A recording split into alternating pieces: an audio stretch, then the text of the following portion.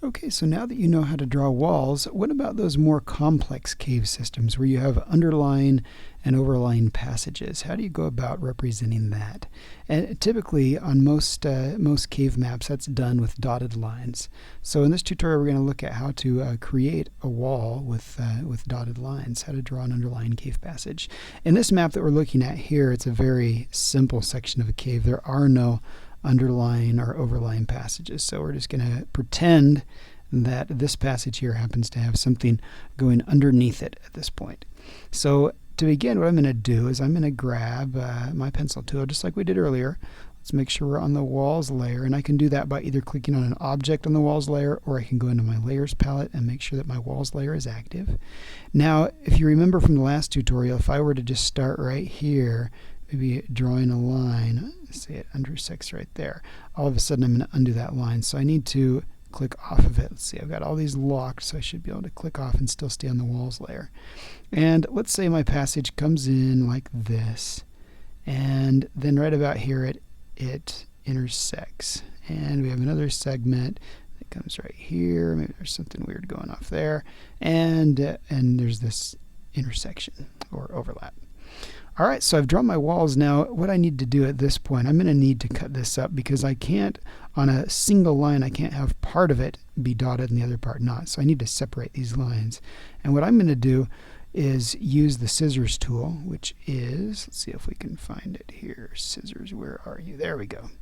So on the eraser, if I click and hold the eraser down there, the scissors tool, and this allows me to cut a line.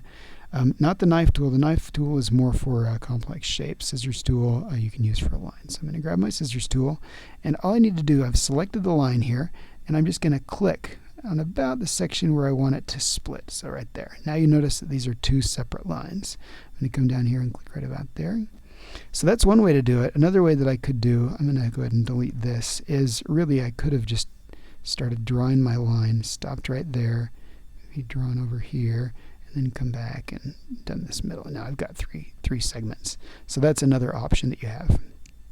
So now that I've got these as separate segments, what I can do at this point is select both of those. Now if you want to click on multiple things in Illustrator or any other program, I click on the one, hold the Shift key down, click on the next, and now I've selected both of those at the same time. So now let's go into our stroke palette here, and in the stroke palette there is a little checkbox that says dashed line.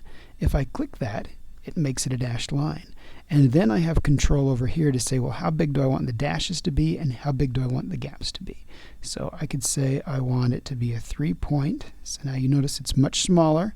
And then maybe a 4-point gap.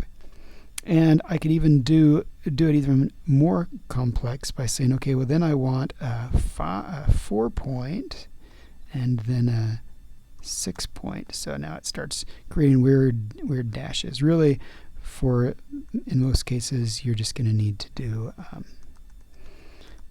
one dash and one gap. So let's see. I'm going to go with. I'm thinking that's still too close. So I'm going to make it. Let's do 5 with 6. See, that looks pretty good. And it'll vary depending on your map, but that's how I go ahead and create underline passes, just as underline. If it was overline, this would be solid, and this segment here would be dotted. So that's how you go about creating underline and overline walls.